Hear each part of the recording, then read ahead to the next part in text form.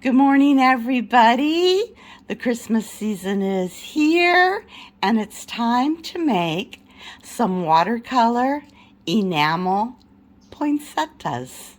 Let's get started. Our colors for today are Creationist Messy Piece for the background. I tried backgrounds of different colors. This one is opal yellow. It gives you a really nice antique-y look, but I didn't feel like the poinsettias popped out enough. I also did, I did one on dark ivory, and that one looks pretty cool. I like that one. So dark ivory, white, or whatever color you like. I also have two commercial stringers of Effetre clear, and we're going to use these stringers kind of as paintbrushes, and I'll show you what I mean. I also have some Thompson enamels. I have opaque orange red that we're going to make the poinsettia out of, and I'm going to make the leaves out of transparent, this says glass green. So Thompson enamels, and then I just have one little tiny encased cane. This is some type of yellow with it looks like a light amber over it, and we're going to use that for the center of our poinsettias. So let me get my barrel rolled and we will get started. Okay, here's what I started out with. I just made a barrel out of the Creationist Messy Piece. It's about, I didn't count, 6 or 7 wraps across by 2 wraps high. So since this is going to be an encased floral, I wanted to start out with a barrel. All right, now this is the paintbrush part. I have been trying and prototyping, trying to get a bit of a watercolor look with my glass. And I found that using a lot of transparent and enamels, you can kind of get a nice watercolor look. So let me show you how I do that. I go ahead and I put my stringer into the flame and get a little gather on it. And then I'm going to stick it in my enamel. Stick it in the center. Don't touch the sides of that plastic jar because it smells bad. And then you get a hole in your jar. All right, so there's my enamel wad. And now I'm going to shape it kind of into a little taper at the end. I'm trying to make a paintbrush out of it. And it doesn't have to be super duper perfect. Just make sure that your enamel is part of that tapered end. So get it hot and then just roll it on a little marver. And there you go. So there's my little paintbrush taper. Now I'm going to heat up the tippy tip, and it's just the brush stroke. Push down, drag, pull up. And I can usually get like about 2 petals out of 1 dip of enamel. And what happens is, as you pull it up, that enamel kind of spaces out from the clear. And when it's all melted in and it's all encased, it looks like watercolors, kind of. And I will admit that the transparent enamel looks more watercolory than the opaque enamels, but I didn't have a red transparent enamel. Kind of limited on the transparents with the Thompson enamels. You can only get like the cool colors. And they have a pink and an amethyst, but I didn't try those. Because this is a poinsettia. Okay, I'm making my next brush. And now I'm going to go in and I did north and south or east and west. Now we're going to do north, north, like so. And south, like so. Okay, 2 more petals. Now I'm going to go in between that little cross. So let's go get some more enamel. And, you know, this is kind of abstract-y, kind of just farting around, playing with my technique here, seeing what we get. Okay, heating up the tippy tip. Let's go in here. And you can look at your tip and see, do I have enough enamel to make a full petal or not? And if you think not, just go back, get some enamel. You can also sprinkle your enamel on your marver and roll it around in there. I didn't do it. I don't know why. Didn't think about it. But definitely wet paper towels and your ventilation is on so that you don't die. Wear a mask. Even though I'm not, because I can't videotape and talk with a mask on. Okay, let's put one there. And let's put a final one. I just need a little tiny bit. Right there. Okay, now got my little petals on. I need a masher. We're gonna go ahead and we're gonna mash in. Actually, you know what? I'm gonna use my tool because you can kind of do some sculpting. Sculpt the little knobby ends into little points.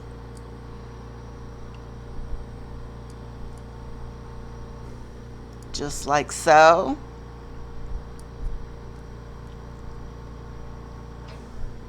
Just like so. Press them down a bit. Like so.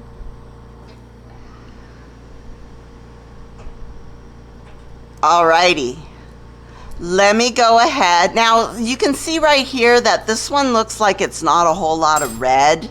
It looks like it might be, you know, just a little bit bare on the enamel part. So if you see parts like that and you don't like it, like I don't like it, go in and get some more enamel with your stringer.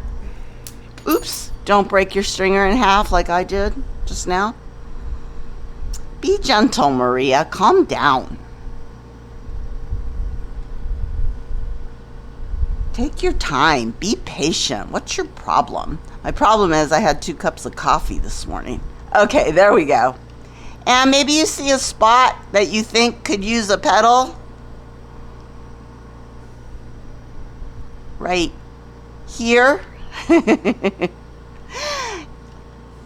them in as you see fit, you guys. Okay, I'm gonna do the same thing on the opposite side and then I will be right back. Okay, I got 2 poinsettias, one on each side, very abstract poinsettias. Now I'm gonna go ahead and lay down the leaves. And the leaves are just the same technique. Heat up your little stringer, get some glass screen. I wonder if that was a mistake by Thompson Enamel. It's labeled glass screen. And I always want to say grass screen because it looks like grass. And you can tell when you make your little paintbrush here that it's transparent. You can see right through the little stringer. Okay, and then just put your leaves in. I always kind of try to fill in the blanks. And it doesn't have to be a lot, just enough to make it look like there's some leaves. And I have some red on my marver. I'm trying not to mix up the green and the red, because that's not how it is in nature. Here, let's put some leaves in right here. And let's put some leaves in right here. Maybe some here. And remember, this is an abstract bead, so don't stress too much about the shape of your leaves. Everything's going to expand and become watercolory. So I never worry about the shape of my leaves. I just want to get some green in there, some color. Red, white, and green, Christmassy. All right, and now for the centers, I just have this little encased cane, yellow encased with amber to give it a gold. And I'm just going to put some dots in. Now, to switch it up, you could certainly put Murini in here. You could do a bubble dot, whatever you like. I kind of like the way, though, that encase cane looks when you encase the whole bead with clear. It's got that little outline. Okay, there we go. Let's smash those down a little bit.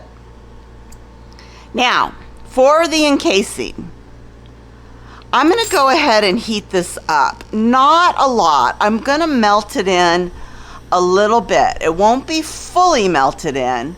It'll be kind of melted in. And I know that's really a vague way to put it.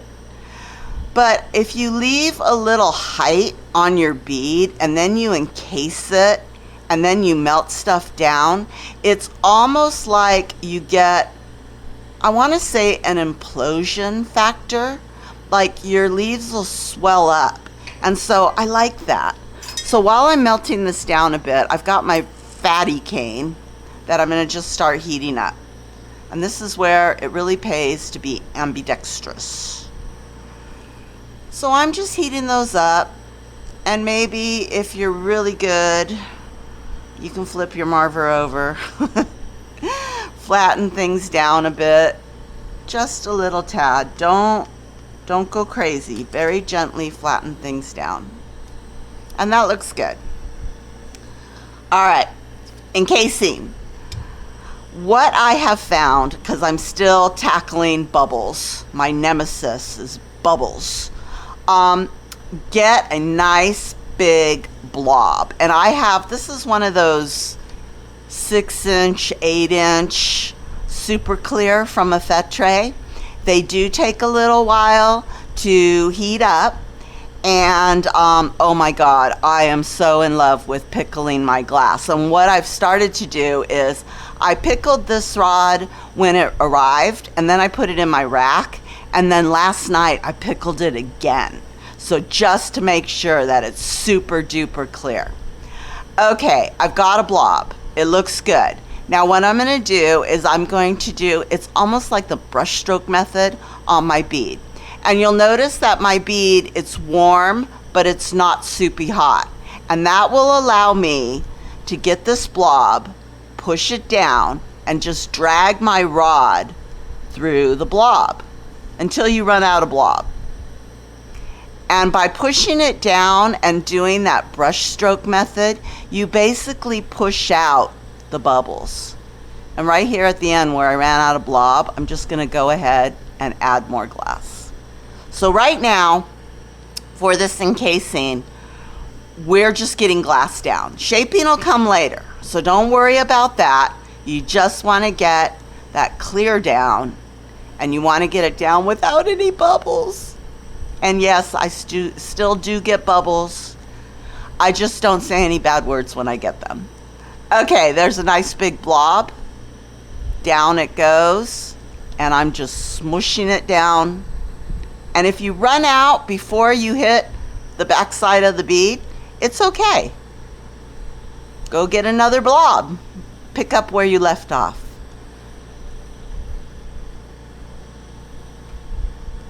So right in there, I need some blob. Right in there. The hardest part is making sure that your clear blobs all touch each other. Because if you have a space, that colored glass is going to leak up through the space. So try to get your blobs to touch each other. So right there, over the top of the other blob, it's perfectly fine. If you run out, just stop, go get more glass. It looks like I got everything, and now I just need to come here on the ends. Woo! And this is a honker of a bead, you guys. Okay, time to shape this. And I've been using my oval shaper here, but I know not everyone has that. So let's just go ahead. We'll do it by hand. And while you're heating your bead, you can kind of clean things up. Give yourself some room to work. Okay. That bead is getting nice and hot. I'm trying, now when I go and I shape this, I want to only shape the clear. So I'm just gently rolling it.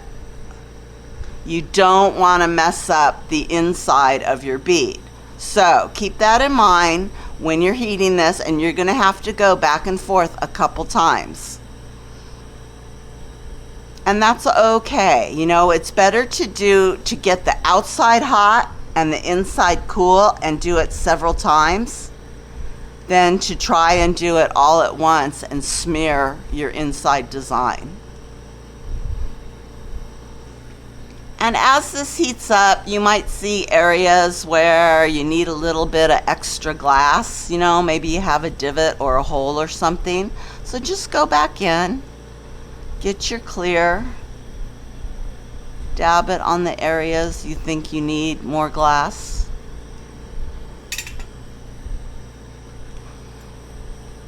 Okay, so I'm going to start out this bead as a barrel. Roll out the barrel, we'll have a barrel of fun. And maybe I do like one side and then I go and I do the other. That works for me.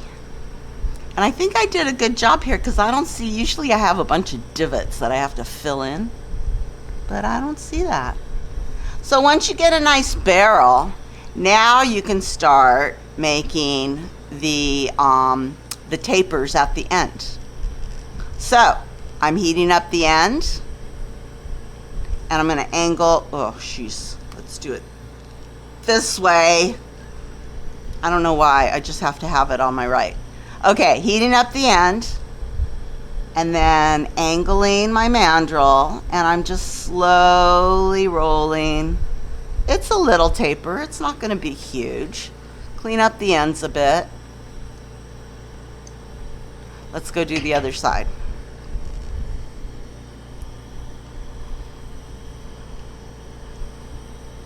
Oh, this bead is so pretty. And I played around with the background colors, and you know what? I started with white and I ended up coming back to white because white and Christmas and snow and poinsettias, and it just all looked really, really good together. I got that Christmas feeling. Okay, angling that mandrel down and just rolling out a small taper. And clean up the edges. And there you go, you guys. That is your Christmas poinsettia, your watercolor enamel poinsettia. Have a great day, everyone. I will be back again soon. Thanks for hanging out. Bye.